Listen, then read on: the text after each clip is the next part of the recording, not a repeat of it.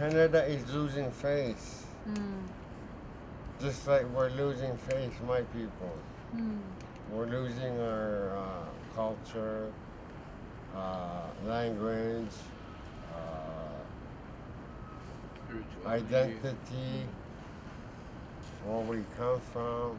We are a distinct society. Yeah.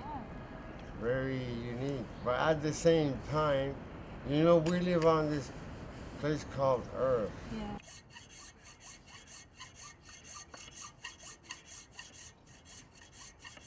Je pense que l'itinérance n'existe pas dans le sens où c'est des personnes qui ont vécu des choses puis qui là maintenant sont au coin de la rue puis qui sont pas capables de s'en sortir de ça. Puis c'est pas parce qu'ils essayent pas, puis c'est pas parce qu'ils veulent pas.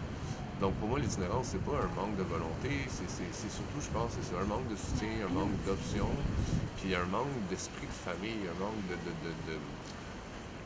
d'appartenir à quelque chose, tu sais, parce que pour l'instant, tout ce que t'appartiens, c'est des espèces de ressources qui se tiennent pas tant et qui te rappellent à chaque fois que t'es un itinérant. Il y a plusieurs organismes, justement, parce que ça devient plusieurs problématiques. Il y a des choses juste pour les Autochtones, il y a des trucs juste en hébergement autochtone.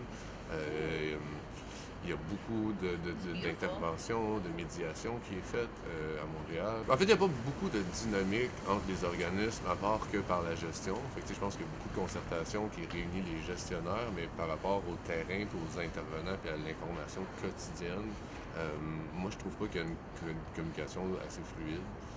Ça crée beaucoup d'obstacles parce que, je veux dire, la personne qui devrait connaître sa situation n'est pas en mesure de le faire, donc personne n'a un portrait général de ce qui se passe chez la personne, en fait.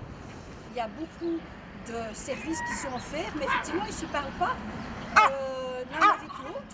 Donc, je ne suis pas certaine que ce soit optimal. Donc, on perd en fait beaucoup de temps, on perd beaucoup d'énergie et on perd beaucoup d'argent. Parce que chacun fait un peu de son côté, finalement. On a l'impression qu'il y a beaucoup, comme je disais tantôt, d'intervenants de toutes sortes qui sont là pour les sans-abri, mais que personne, absolument personne, regarde le point de vue des riverains, des résidents de ce quartier. Et ça, c'est vraiment très, très frustrant. On a l'impression que maintenant, les gens sont laissés à eux-mêmes. Même si on nous dit qu'il y a plein d'intervenants, des médiateurs et tout ça, on s'est rendu compte, évidemment, on ne savait pas ça. Nous, notre esprit, c'est un esprit coopératif au départ. On s'est rendu compte que, d'une part, les itinérants sont pas mal laissés à eux-mêmes, comme on les voit aujourd'hui à côté de nous. Même s'il y a une multitude d'intervenants, on n'a pas l'impression qu'ils sont coordonnés entre eux du tout. Ben, je trouve que ça crée une certaine confusion ou un certain chaos peut-être, tu sais. C'est que on est vu les organismes comme les experts de la question, donc ces personnes-là dépendent un peu de nous pour essayer de comprendre qu'est-ce qu'eux ont besoin pour s'en sortir. Puis comme ce qu'on offre est tellement diversifié puis qu'on se parle pas, mais des fois les personnes sont juste, ils savent pas qu'est-ce qu'ils devraient faire. Tu sais, par exemple, pour une personne, quelqu'un peut chercher un billet d'avion pour retourner dans le Nord, pendant qu'un autre organisme trouve une thérapie ailleurs, quelque part dans le Québec, pendant qu'un autre cherche un appartement. Mais cette personne-là, au milieu, ben, elle comprend juste pas qu'est-ce qui se passe, puis c'est quoi la première étape qu'elle devrait faire, tu sais. Ben, c'est quelque chose que je vois aussi, surtout après le COVID. Je trouve ça des fois plus évident que les gens comprennent, mais je pense que là, on a compris beaucoup plus c'est quoi l'isolement, c'est quoi les conséquences de l'isolement. Que des fois, c'est pas parce que, oui, t'es dans une famille ou que t'es né au Québec ou que t'as accès à toutes les ressources qui font que ça te fait du bien. Puis cet isolement-là fait en sorte que la souffrance que tu vis est toujours présente, puis t'as jamais une chance de la reposer ou de la relaxer.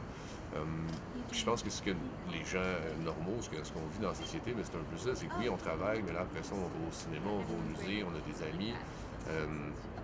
Je pense que tout le monde a cette vulnérabilité-là, que ça tient à pas grand-chose, le fait qu'on reste organisé, parce que la société n'est pas faite pour accueillir les gens, nos émotions, nos sentiments, nos erreurs surtout.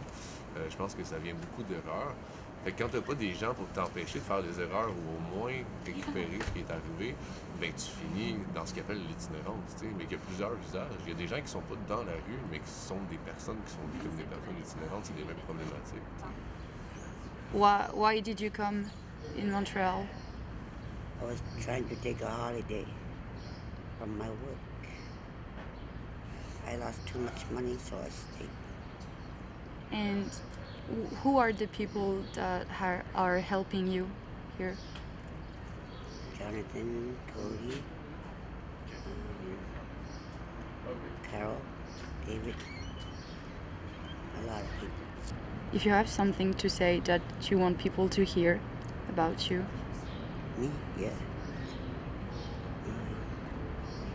I used to go hunting. People from my family, we go barbecue. Yeah. Lots of family. If you could say something to the people like that you see every day, like people that live here, what would you say to them? How are you? You must be home.